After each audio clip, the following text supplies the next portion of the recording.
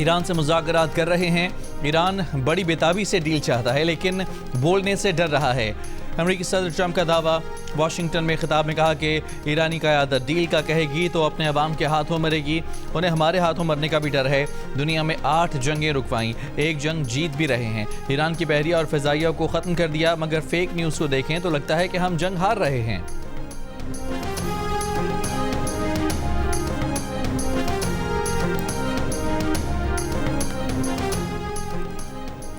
ایرانی وزیر خارجہ عباس عراقچی نے کہا ہے کہ امریکہ سے کوئی بات چیت نہیں ہو رہی۔ امریکہ مختلف ثالثوں کے ذریعے پیغامات بھیج رہا ہے، ثالثوں کے ذریعے پیغامات کا تبادلہ، امریکہ سے مذاکرات نہیں۔ یہ بھی کہا کہ اعلیٰ حکام تجاویز کا جائزہ لے رہے ہیں، جنگ کے مستقل خاتمے اور نقصانات کا ازالہ چاہتے ہیں۔ خطے میں اڈوں کے باوجود امریکہ علاقائی ممالک کا تحفظ کرنے میں ناکام رہا۔ امریکہ اپنے جنگ کے مقاصد میں ناکام ہو چکا ہے۔ امریکہ جنگ میں جلد کامیابی اور ایرانی حکومت کی تبدیلی میں بھی ناکام ہو چکا ہے۔ پڑوسی ممالک کو پیغام ہے کہ امریکہ سے فاصلہ رکھیں۔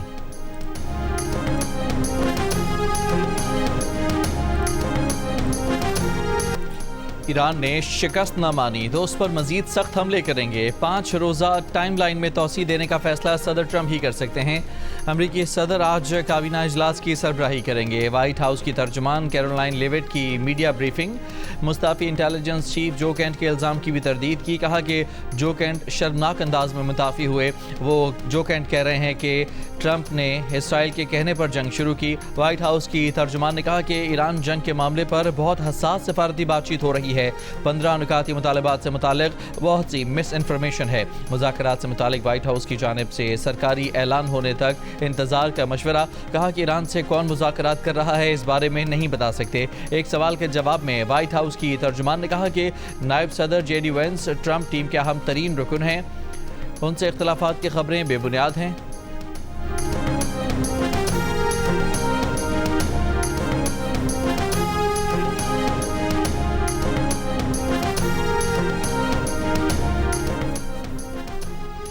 ایران نے جنگ بندی کی امریکی تجاویز مسترد کر دیں، اپنی 5 شرائط سامنے رکھ دیں۔ کہا جنگ بندی کا فیصلہ صرف ایران کرے گا اور ایران کی شرائط ماننے پر ہی جنگ بندی ہوگی۔ ایران نے اپنا رد عمل امریکہ تک پہنچانے کے لیے پاکستان کو بھیج دیا۔ ایرانی حکام کے مطابق ایران امریکی صدر ڈونلڈ ٹرمپ کو جنگ ختم کرنے کے وقت کے تعین کی اجازت نہیں دے سکتا۔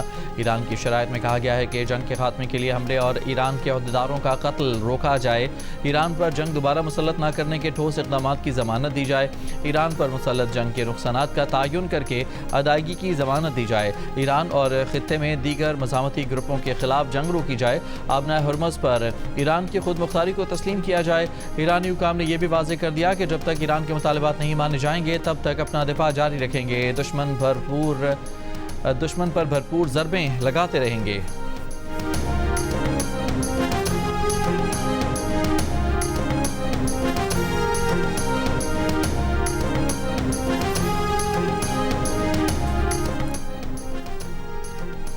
ایران امریکہ جنگ بندی کے لیے امریکہ نے 15 تجاویز پاکستان کے ذریعے ایران کو بھیجی تھیں۔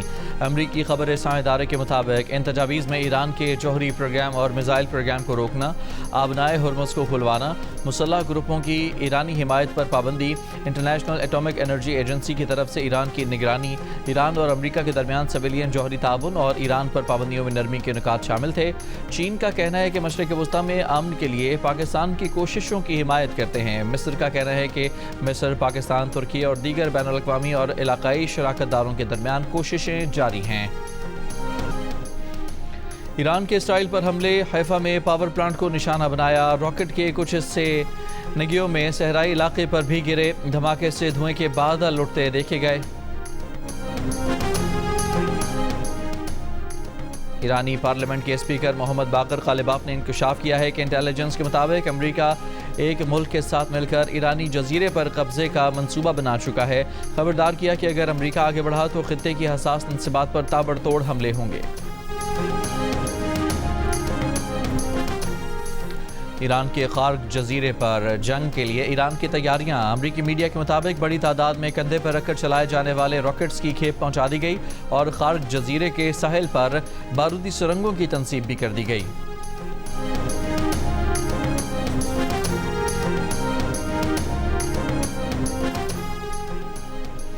ایرانی حملوں سے امریکی فوج ورک فرام ہوٹل پر مجبور ہو گئی۔ امریکی اخبار نیو یارک ٹائمز کی رپورٹ کے مطابق ایرانی حملوں کے باعث 13 امریکی اڈوں میں بڑی تباہی ہوئی ہے۔ امریکی اڈے ناقابل رہائش ہو چکے ہیں۔ کویت میں اڈا سب سے زیادہ متاثر ہوا ہے۔ اڈوں پر صرف پائلٹس اور ٹیکنیشین وغیرہ موجود ہیں۔ ایرانی پاسداران انقلاب نے کہا کہ خطے میں امریکہ کے تمام فوجی اڈے تباہ کر دیے ہیں۔ امریکی کمانڈر اور فوجی فرار ہو کر پناہ گاہوں میں چھپ گئے ہیں۔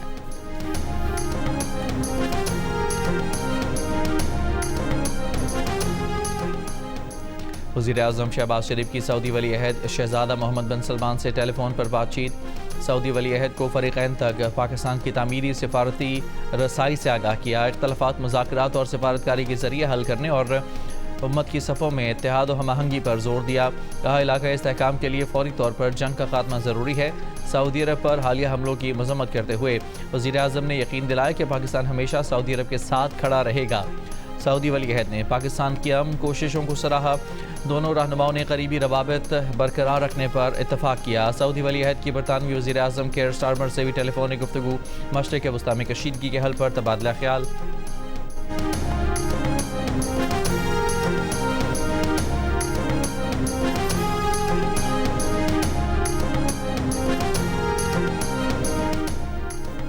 وزیر اعظم شہباز شریف کا امیر قطر شیخ تمیم بن حمد ال ثانی کو ٹیلی فون۔ خطے میں امن کے لیے پاکستانی سفارتی کوششوں سے آگاہ کیا۔ امیر قطر نے ان مخلصانہ کوششوں کو سراہا۔ دونوں رہنماؤں کا آنے والے دنوں میں قریبی رابطے میں رہنے پر اتفاق۔ اعلامیے کے مطابق وزیر اعظم نے قطر اور دیگر برادر خلیجی ملکوں پر حملوں کی مذمت کی۔ قطر کے غیر معمولی تحمل کو سراہا۔ امیر قطر اور قطری عوام کو پاکستان کی مکمل حمایت کا یقین دلایا۔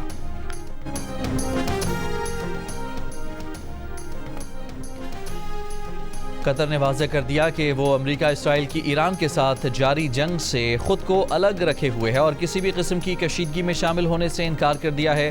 وہ خطے میں بڑھتی ہوئی کشیدگی کا حصہ نہیں بنے گا۔ جنیوا میں اقوام متحدہ میں قطر کی نمائندہ ہند بنت عبد الرحمن المفتاح نے کہا کہ کسی ایسے ملک کو نشانہ بنانا جو تنازع کا حصہ نہیں، بین الاقوامی قوانین کی خلاف ورزی ہے اور عالمی امن کے لیے خطرہ ہے۔ انہوں نے مزید کہا کہ قطر نے شروع سے ہی خود کو اس جنگ سے الگ رکھا ہوا ہے اور کشیدگی میں شامل ہونے سے انکار کیا ہے، تاہم ایران کی جانب سے قطر اور دیگر پڑوسی ممالک کو نشانہ بنایا جا رہا ہے۔ خیبر پختونخوا، پنجاب اور بلوچستان کے مختلف شہروں میں بارش۔ چمن، قلعہ عبداللہ، پشین، کلات اور نوشکی سمیت بلوچستان کے کئی علاقوں میں طوفانی بارش اور ژالہ باری۔ کھڑی فصلیں، باغات اور املاک شدید متاثر۔ کوئٹہ، چمن، شاہراہ N25 کے کئی مقامات پر ٹریفک متاثر۔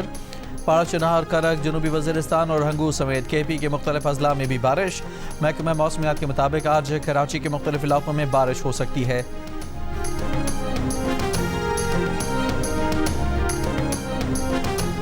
امریکی صدر کی چینی صدر سے بیجنگ میں ملاقات 14 مئی کو ہوگی۔ ترجمان وائٹ ہاؤس کا کہنا ہے کہ چینی صدر کے ساتھ کراچی میں ادب کے شائقین کے لیے ایک بار پھر عالمی مشاعرے کی محفل ہوگی۔ ساکنان شہر قائد کے زیر اہتمام 31واں عالمی مشاعرہ 28 مارچ کو ایکسپو سینٹر کراچی میں ہوگا۔ مشاعرے میں امریکہ، جرمنی اور دبئی سمیت مختلف ممالک سے شعراء کی شرکت ہوگی۔ مشاعرہ عوام کے لیے مفت ہوگا۔ ادھر کراچی میں نوجوانوں کے مشاعرے میں ممتاز شعراء نے کلام سنایا اور حوصلہ افزائی کی۔ کہا، نئی نسل کی ادبی تربیت اور حوصلہ افزائی ضروری ہے۔